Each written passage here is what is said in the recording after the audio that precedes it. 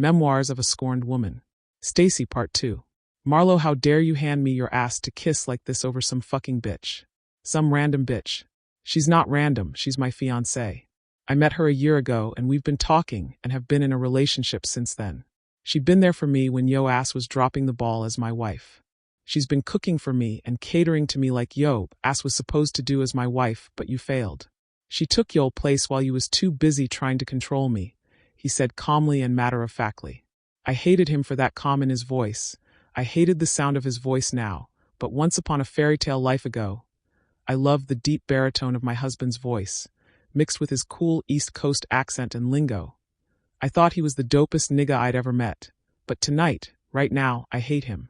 I felt my heart beating faster as he went over the details of how many other women he'd been with, how he felt trapped in our marriage for the last 4 years, and how she gave him the freedom that he needed.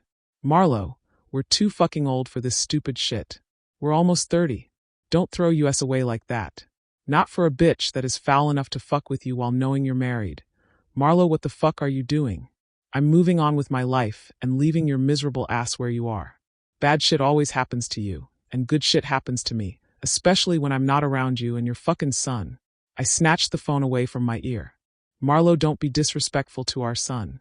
This is your son, don't fucking play with me. I screamed into the phone.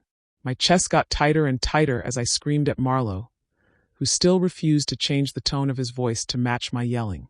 Look, Stacey, Tina has got a point. How do I really know that's my kid? I mean, we did go through a breakup, and you all of a sudden ended up pregnant. How I know you not just another loose bitch out here after my money? Nigga, are you delusional or something? You don't earn any fucking money. I do. The money you have I fucking gave you.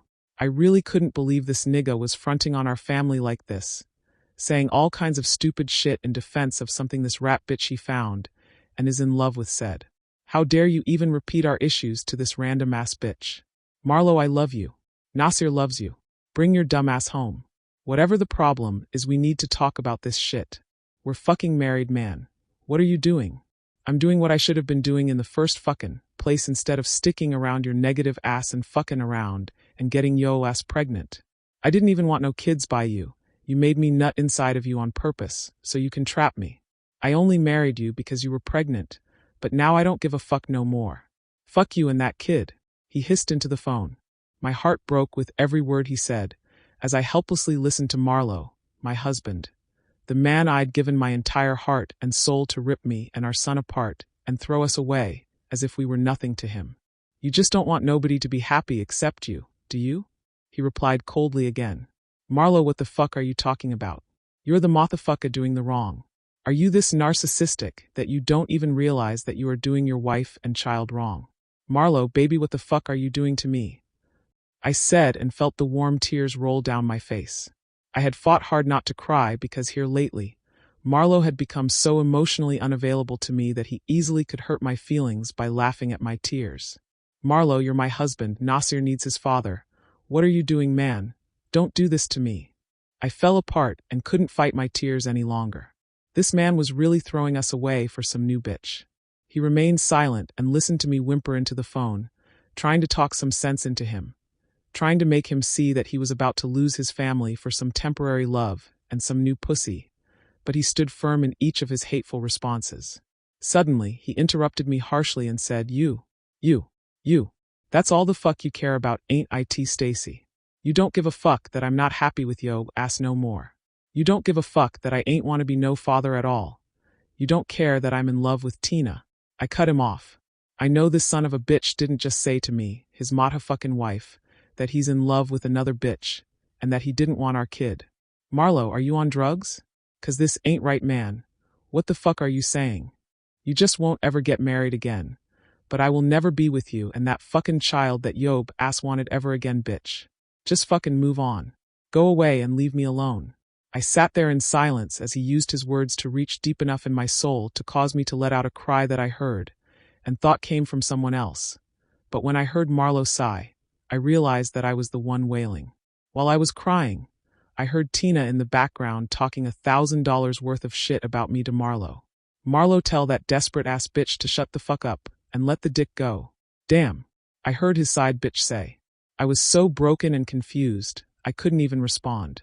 I further could not believe that he would even allow another bitch to even address me. I no longer knew this man I call husband. This man I was on the phone with was an angry stranger. This had to be a dream. My husband wouldn't abandon his wife and child for a bitch he just met. Stacey me and you will never get back together again. Bitch, I hate you. You trapped me with this kid and this marriage, and had me living like a poor person when I didn't have to. I had somewhere else to go and could have been left you and that bastard alone. Marlo said, finally raising his voice. The toxic side of me felt relief when he finally raised his voice. A small part of me felt like if he yelled, he still cared.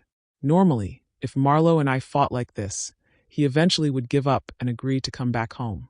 It's embarrassing as fuck to admit that I have begged him to come back home on more than one occasion. He has also left me for other women before, but he always came back home regardless of how far he strayed. This also ain't the first time he's taken our son to someone. After denying our son and asking me for a divorce after blaming me for his downfalls in life. I knew his script better than his new bitch did, so I knew that all I had to do was keep him talking to me. The only thing out of the ordinary was him announcing this Tina bitch as his fiancée. Marlo has never ever claimed any of the bitches he would cheat on me with, nor would he have ever moved all of his shit out of our home. So this was the one thing that had me in a chokehold. I cried into the phone, Marlo, what are me and your son going to do? I cried.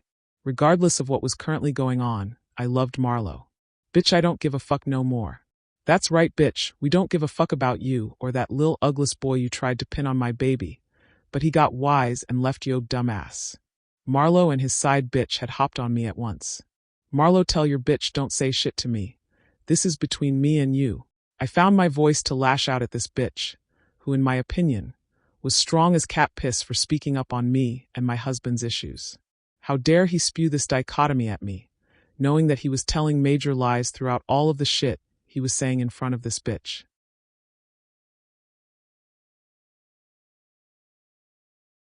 Feel the sacred glow in the realm of the real. Let a power flow.